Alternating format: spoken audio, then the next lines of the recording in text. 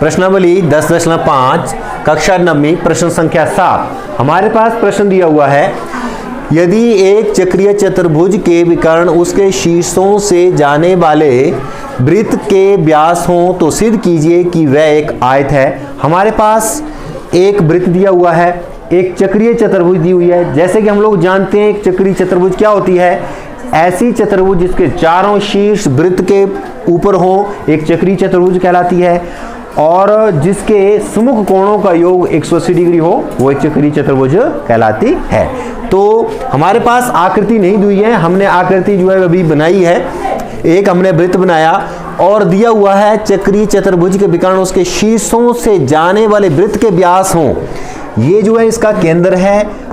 अगर मैं इसका नाम रखूं ए बी सी और डी, तो एक व्यास AC है और एक व्यास BD है। दोनों क्या ये वृत्त के व्यास है। और हम लोग जानते हैं कि वृत्त का व्यास जो है वो एक वृत्त को 2 बराबर हिस्सों में बांटता है, 2 बराबर अर्धवृत्तों में बांटता।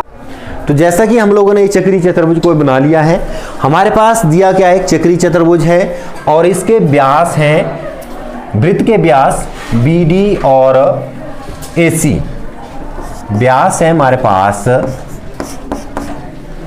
जिसको हम लोग अंग्रेजी में डायमीटर बोलते हैं। एक व्यास है हमारे पास AC बराबर BD, AC और BD, ठीक है। अब हम लोग जानते हैं, देखिए वृत्त के ऊपर आ जाइए। यहाँ पे अगर मैं ऐसे रख दूं हाथ तो ऊपर एक अर्धवृत्त बन रहा है। क्या बन रहा है? और अर्धवृत्त जब बन रहा है तो हम लोग जानते हैं कि अर्धवृत्त में बना हुआ कोण समकोण होता है, तो ये पूरा कोण 90 डिग्री का हो जाएगा। इसी तरह से जब हम लोग निचले वृत्त में आएंगे तो ये वाला कोण भी पूरा का पूरा समकोण होगा। क्यों होगा?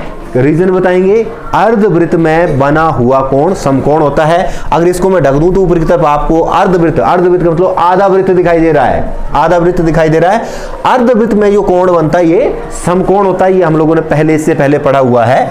तो हमारे पास क्या आ जाएगा, कोण ADC बराबर 90 डिग्री और साथ में कोण ABC बराबर आ जाएगा 90 डिग्री। कारण देंगे हम लोग अर्धवृत्त में बना कोण, अर्धवृत्त में बना कोण समकोण होता है। ये हमारे पास इसका रीजन है, क्योंकि अर्धवृत्त में जो कोण बनता है वो क्या होता है, समकोण होता है। इसलिए ऊपर वाला कोण भी 90 डिग्री का हो गया, ये नीचे वाला कोण भी 90 डिग्री का हो गया, ठीक है। अब हम लोग बात करेंगे चतुर्भुज ABCD में।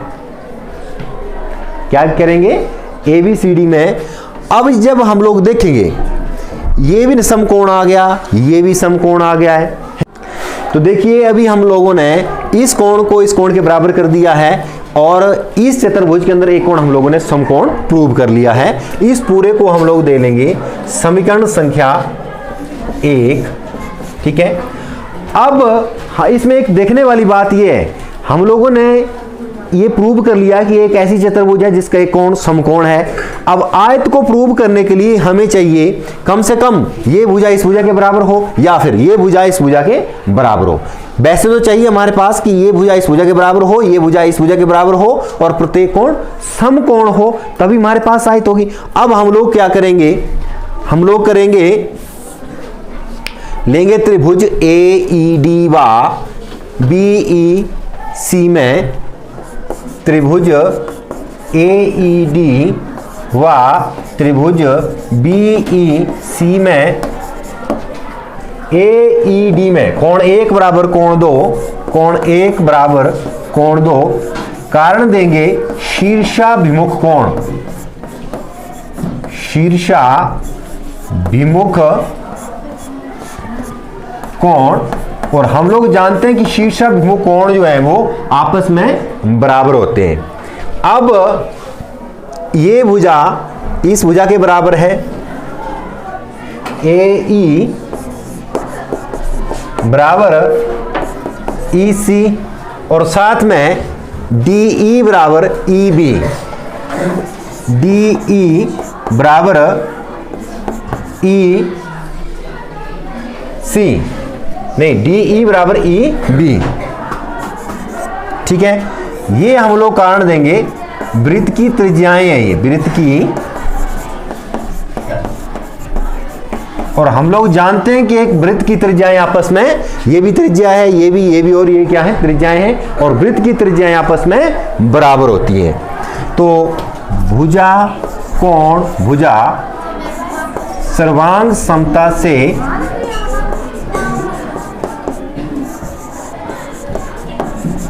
हमारे पास क्या आ जाएगा, ये त्रिभुज इसके सर्वांग सम, ये वाली त्रिभुज इसके सर्वांग सम आ जाएगी।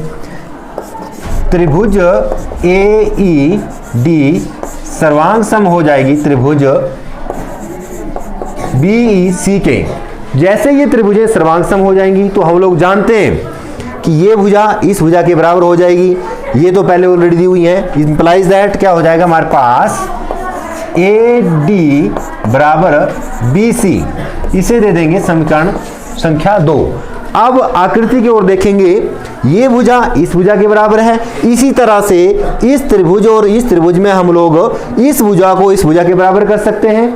तो हम लोग जानते हैं ऐसी चतुर्भुज जिसकी सम्मुख भुजाएं बराबर हो और प्रत्येक कोण समकोण हो, एक आयत कहलाता है। समीकरण 1 व समीकरण 2 से, समीकरण 1 व 2 से